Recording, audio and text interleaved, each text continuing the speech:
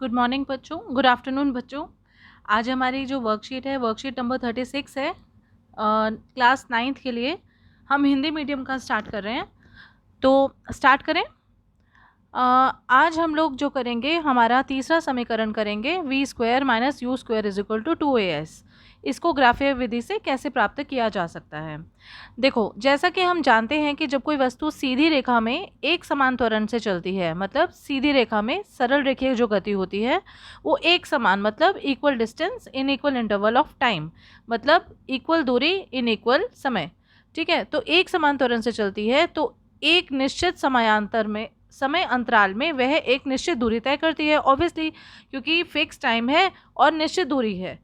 गति का तीसरा समीकरण वस्तु के प्रारंभिक वेग u, प्रारंभिक वेग को क्या कहते हैं, u, और अंतिम वेग v का संबंध स्थिति के साथ दर्शाता है। इस समीकरण को वस्तु के वेग समय ग्राफ से प्राप्त किया जा सकता है, तो हम लोग इसे ग्राफीय तरीके से करेंगे। हम स्टार्ट करते हैं। देखिए, एक समान त्वरण से चल रही किसी वस्तु का वेग समय ग्राफ हम लोगों ने लेना है। ये दिया हुआ है, यहाँ पे हमारा ये वेग समय ग्राफ है। ओके, फिर उसके बाद है, दिया गया ग्राफ एक ऐसी वस्तु के वेग के समय के साथ परिवर्तन को दर्शाता है जो एक समान त्वरण a से चलती है। मतलब हमारा जो यहाँ पर जो त्वरण है वो क्या है, एक समान त्वरण, जिसको हम a कह रहे हैं। प्रारंभिक वेग u है, टाइम t है, और जो अंतिम वेग है वो v है। ओके, अब देखो बेटा, ये एक ट्रेपेजियम है, जैसे चतुर्भुज समानांतर भी कैसे ऐसे कुछ कहते हैं, हिंदी में ट्रेपेजियम कहा जाता है। उसका जो फॉर्मूला होता है ना, उसका जो फॉर्मूला होता है वो होता है हाफ इंटू ट्रेपेजियम के जो ऑपोजिट साइड्स हैं उनका जमा, ठीक है, और गुणा ओसी। ठीक है, देखो ये जो हमारा ये क्या कहते हैं, ट्रेपेजियम कहते हैं ना इसको, उसका जो फॉर्मूला है क्या होता है, हाफ इंटू जो इसकी ऑपोजिट साइड्स हैं ओ ए प्लस बी सी। ठीक है, यही इसकी ऑपोजिट साइड्स है ना, ये वाली और ये वाली समानांतर भी हैं।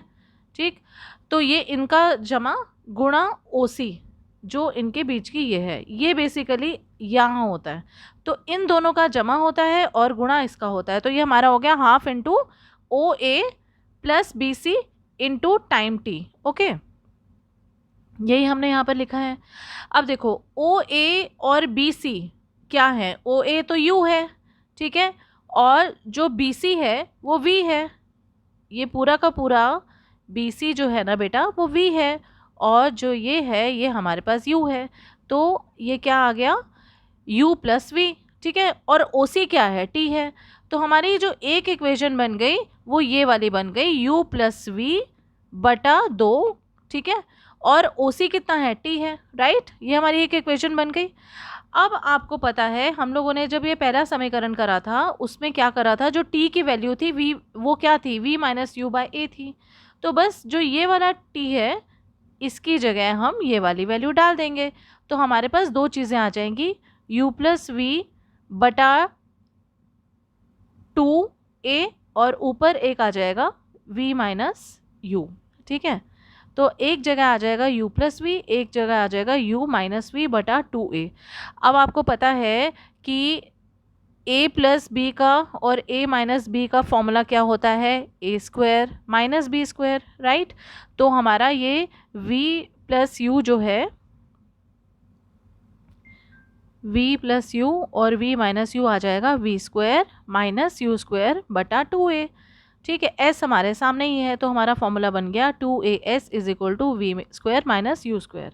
एक बार फिर समझेंगे, हम लोगों को यहाँ पर तीसरा समीकरण प्राप्त करना है। उसके लिए हमने क्या करना है, वस्तु के द्वारा जो तय की गई दूरी है वो वेग समय ग्राफ से हम निकालेंगे। ठीक है, वो जो वेग समय ग्राफ की जो दूरी निकलेगी वो इस क्षेत्रफल से निकलेगी, ओ ए बी सी से। ओ ए बी सी का फॉर्मूला है ओ A plus B C into ये वाला ओ सी। ठीक है,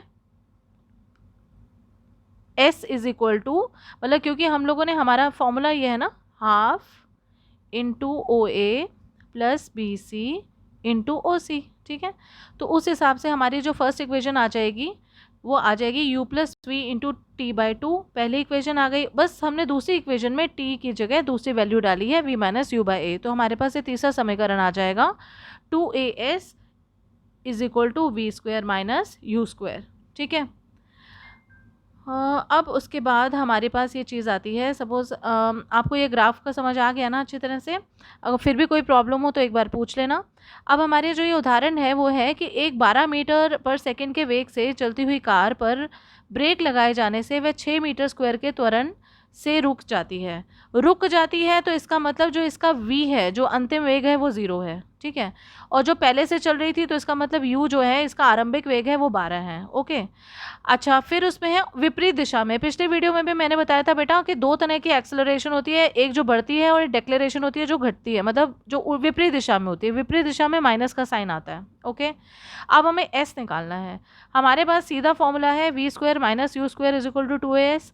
v की जगह तुम 0 स्क्वायर डालोगे, u की जगह 12 स्क्वायर डालोगे, और 2 की जगह 2 ही आएगा, a की जगह -6 आएगा क्योंकि ये विपरीत दिशा में है, गुणा s आएगा। तो हम लोग का s निकल जाएगा -144/-12, 12 मीटर हमारा आंसर आ जाएगा। ओके, अब हम अगर क्वेश्चन आंसर्स में जाएं तो गति का पहला और तीसरा समीकरण लिखना है। पहला तो v is equal to u plus a t हमने करा था, तीसरा हमने ये आज वाला करा है 2as is equal to v square minus u square. ठीक है, फिर गति के तीसरे समीकरण को वेग समय ग्राफ से व्युत्पन्न करिए। तो फिर यही वेग समय ग्राफ से आपको यही करना है, पूरा एक्सप्लेन करना है कि इसका क्षेत्रफल कैसे निकलेगा।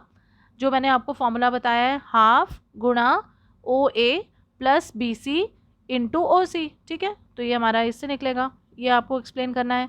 तीसरा है कि एक कार विरामावस्था से चलना आरंभ करती है। ठीक है, विरामावस्था से बेटा चलना आरंभ करती है तो मतलब यू यहाँ पे 0 है, और फिर क्या करती है, कितने मीटर चलती है, एक सेकेंड, और फिर 10 मीटर पर सेकेंड का वेग प्राप्त कर लेती है। मतलब जो हमारा u है वो 0 है और जो v है हमारा वो 10 है। ठीक है, टाइम इन्होंने हमें कितना दिया हुआ है, 5 मिनट।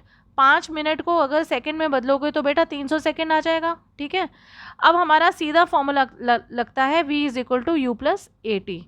वी हमारा है 10, u हमारा 0, a हमने निकालना है और t हमारा 300 है। तो हमारा जो a आ जाएगा बेटा वो 1/30 आ जाएगा। ओके, ये हमारा त्वरण आ गया। ओके, अब उन्होंने दूसरा पूछा है कार द्वारा तय गई दूरी, मतलब अब हमारा a तो आ गया 1/30, अब हमें s निकालना है। s निकालने के लिए सीधा फॉर्मूला लगाओ, 2as जो आज हमने करा है v square minus u square. 2 त्वरण की जगह हमारा आ जाएगा 1/30, अभी निकाला है।